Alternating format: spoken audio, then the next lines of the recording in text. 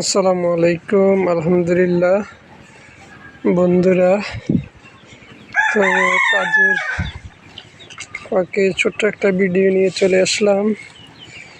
এই যে দেখেন আমার পাগলি গরুটা, লাথি মারা সেই পাগলি গাভীটা অনেক শুকিয়ে গেছে। অ্যাকচুয়ালি 2 দিন আসলে আমি তেমন একটা যত্ন নিতে পারিনি, বুঝছেন। আমার যেহেতু ধান রোপণ ছিল, ভিডিওগুলো দিলাম, দেখছেন। আমি আসতে পারিনি যেহেতু বাবা তো আর এটার কতটুকু খাবার কী আসে বিষয় বুঝে না, তো সেই ক্ষেত্রে অনেক শুকিয়ে গেছে। আর যে দুধরাজ দুধ খেয়ে ফেলে, এই 2টা কারণে শুকিয়ে গেছে। ওই যে আমার বাছুরটা রাগ করছে, ভিডিও করে দেয়, সে এখন খাবার বন্ধ করে দিয়েছি।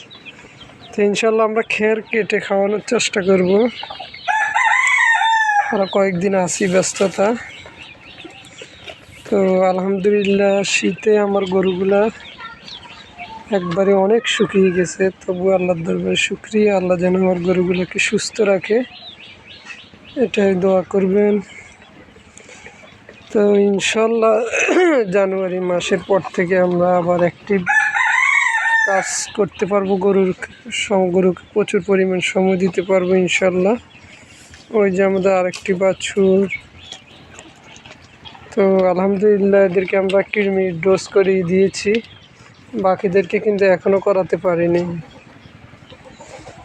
আমার বাছুরটা অনেক শুকিয়ে গেছে, এই যে দেখেন অনেক শুকিয়ে গেছে। আমি আসলে একটু অবহেলা করলে সমস্যা হয়।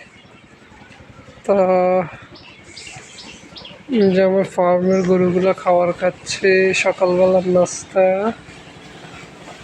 এই বাছুরটা একটু খাবার কম খায়, তো ইনশাল্লাহ আস্তে আস্তে ঠিক হয়ে যাবে গরম আসলে। যে আর বাকি গাভীগুলা,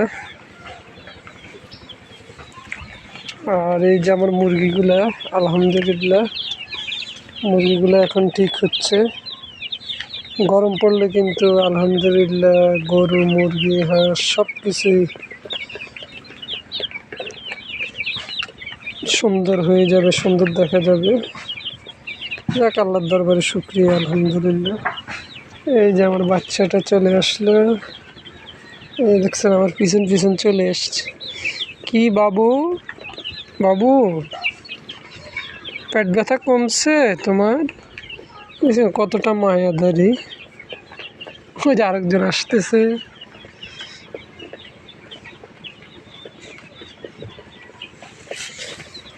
সবাই দোয়া করবেন, আল্লাহ যেন আমার গরুগুলাকে সুস্থ রাখে ইনশাল্লাহ। আমার পাগলি গাভীটার প্রতিদিনের ভিডিও দেওয়ার চেষ্টা করব, যেহেতু মোটামুটি আলহামদুলিল্লাহ ওর ভিডিওটা সব থেকে মানুষ বেশি দেখে। তো ইনশাল্লাহ চেষ্টা করব পাগলি গাভীটার ভিডিও দেওয়ার জন্য। তো আমাদের শেডের কাজ ইনশাল্লাহ শেষ হয়ে গেছে, টেম্পার দিয়ে দিলাম, আর অল্প কিছু কাজ আছে।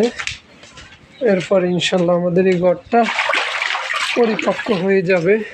এই যে আমাদের শেডের কাজটা শেষ, আলহামদুলিল্লাহ। এই ঘরটা ভাঙ্গা ছিঁড়া ছিল, এই যে মেরামত করছি, আলহামদুলিল্লাহ। এখন পরিবেশটা আরও সুন্দর হয়ে যাবে ইনশাল্লাহ। যত টাকা খরচ করবেন ততই সুন্দর হবে। এখন এই সাইডটা ঢালাইয়ের বাকি আছে, চারপাশ আবদ্ধ করে দিবে ইনশাল্লাহ।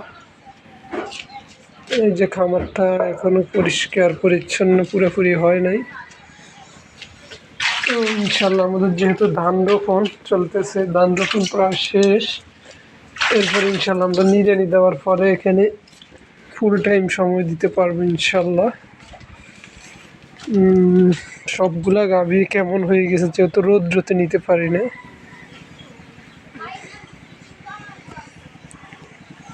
সবাই দোয়া করবেন। আসসালামু আলাইকুম।